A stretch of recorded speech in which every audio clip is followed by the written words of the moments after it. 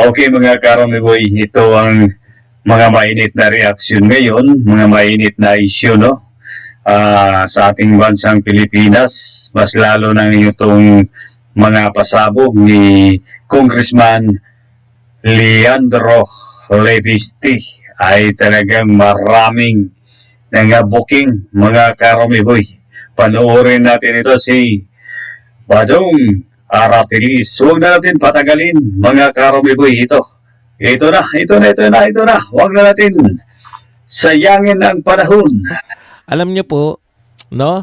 Pahiya po rito, napahiya po itong si Vince Dizon, napahiya po itong si Anticler, at sa mga Ayun. nangangantsaw po dito po kay Leviste na panay hearsay, Ayun ha. Oh. pahiya po kayo ngayon lahat. Ito po, nilabas po ni Leviste ang email na may pirma pa nito ni DPWH Secretary Vince Boytokis Dahak Dizon.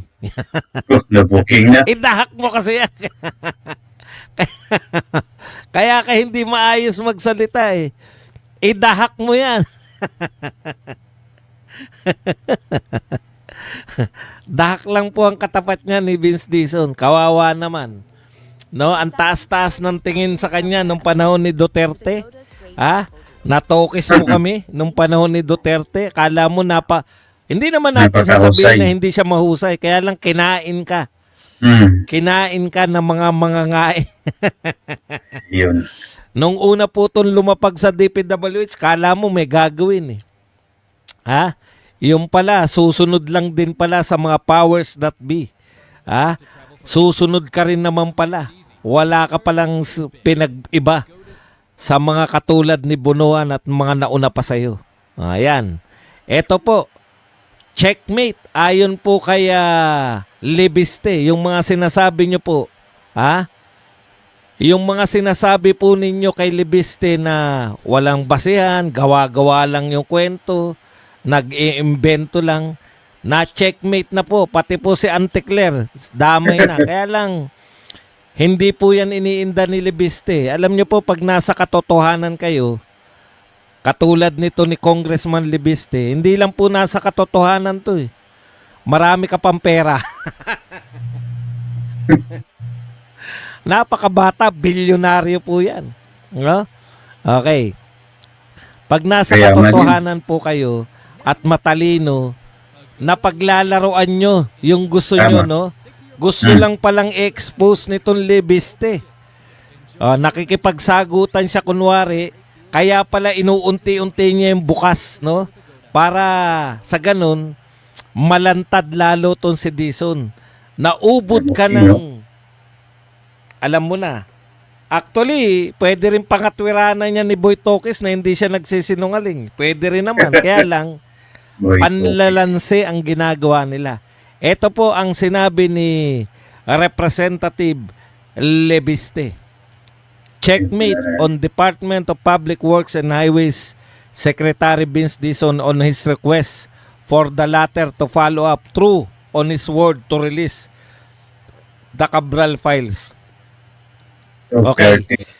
Tama naman na sinasabi ni Vince Dizon na hindi niya na-authenticate. Pero ang pinalalabas mo kasi parang wala kang alam. 'Di ba? Ang dating kasi sa amin, yung pagkaka-diskarte mo sa media, yung mga sinasabi mo sa media, parang wala kang kamalay-malay. Saan galing yan? Sinabi mo pa, Ito yung sinabi mo eh, na si Leandro, pinwersa niya yung pagkuha. Pinilit. O ano ba yung right term? No? Talagang hindi bukas sa loob nyo yung nakuhanan kayo ni Leandro. Actually, hindi po outright na nagsisinungaling. Kaya lang nanlalans itong si Boy Dahak dahil hindi niya sagutin ng diretso eh. 'Di ba? Gusto niyang siraan si Leviste.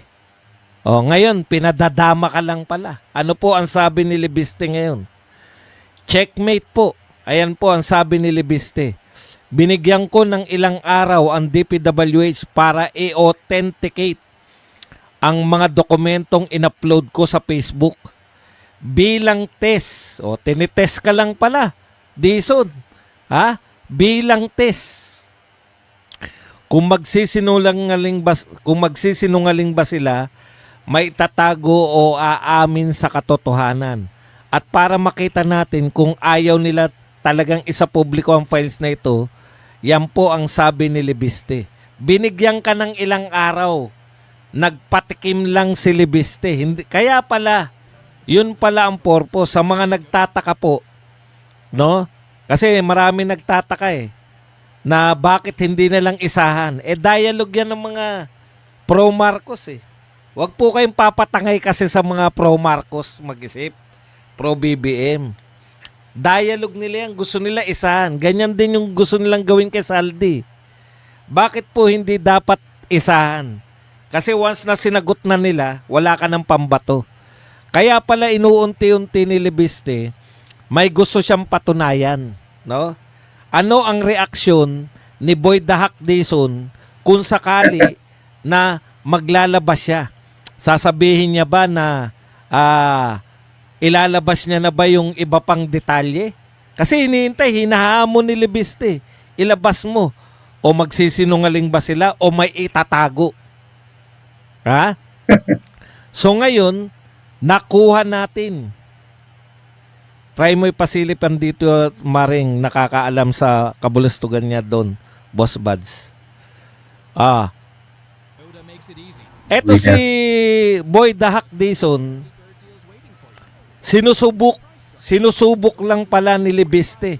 Ganon talaga. Kaya nga bata pa lang yan, bilyonaryo na Ngayon ko lang natuklasan, kasama pala to sa Batang Promil. Antindi.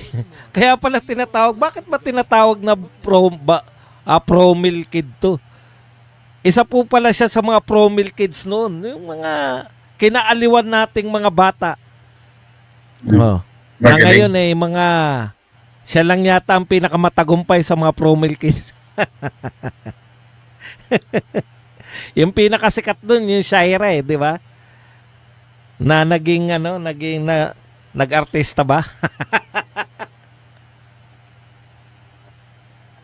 Grabe talaga. Anyways, eto po, ituloy natin. Sige, tuloy mo lang. Bilang test kung magsisinungaling ba sila, maitatago o aamin sa katotohanan. At para makita natin kung ayaw nila talagang isapubliko ang mga files na ito. So ano po ang napatunayan ni Libiste at napatunayan natin?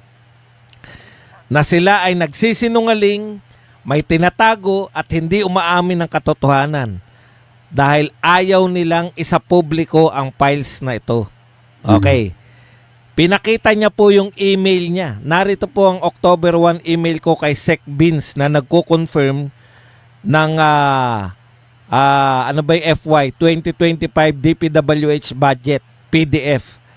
At ang October 20 email ng DPWH kung saan pinadala sa akin ang ano na nga yung F sa FY, year yung Y, di ba? Financial year 2026 DPWH HGAB summary by Deo LD. As per instruction of Sec Vince Dison, kasama ang pirma ni Sec Vince Dison. Ayan, sa'yo pala galing. Sa'yo pala galing yung yung unti-unti po nilalabas ni Libiste. Sa'yo pala galing, meron kang pirma. Ha? Fiscal year. O yan, fiscal year. Maraming salamat. Nakakaligtaan lang natin. Fiscal year. Sa'yo pala galing, Vince Dison. May pirma ka pa. Yung pinapakita niya unti-unti, ang sabi niya, yung 2025, fiscal year 2025, in-email niya sa'yo, pinako-confirm niya, no? Ayan, na nagko-confirm ng fiscal year 2025 DPWH budget. In-email sa'yo, Vince Dison, yung sinasabi mo na puwersahang kinuha ni Vince Dison ni Ligarda, in-email pala sa'yo. Tapos yung fiscal year 2026 na sinasabi ni Ligarda na mayroon pa ring mga insertions, sa iyo galing, may pirma ka pa. Tapos sasabihin mo, hindi mo ina-authenticate. Oh, eto ang katotohanan. Sabi ni, tuloy po natin yung pagbabasa. Ito po ang katotohanan. Sinabi sa akin ni Sec Vince noong September na isa sa publiko niya ito. Oh, yan po yung sinabi mo. Naniniwala po ako na gusto ni Sec Vince na i-reforma ang DPWH. O kaya niya isa sa publiko. Kaya ang panawagan ko na lang sana ay wag nating i-pressure. Ito, inuuto ka na, Sec Vince Dizon. Kasi uto-uto ka. Nananawagan. Nire-reverse psychology ka na. Nananawagan na lang ako na sana ay wag nating i-pressure si Sec Vince Dizon na itago ang katotohanan. Kalimutan niyo po ako. May datos naman ang DPWH. Ayan. Sana hayaan natin si Sec Vince na isa publiko lahat ng datos. Magkanong allocable ng bawat politiko, sino nag-propose ng lahat ng proyekto, bahala na po sino matamaan. Yan po ang aking panawagan. Wag daw natin pressurein si Vince Dizon. Hayaan nating magkusa, katulad ng pangako niya kay Libiste. Mahirap po talaga na ilabas ang listahan na nando ng pangalan ng halos buong gobyerno. Pero kung ito po ang tama ay at may magaling tayong DPWH Secretary, inuuto ka ng batang-batang bilyonaryong congressman.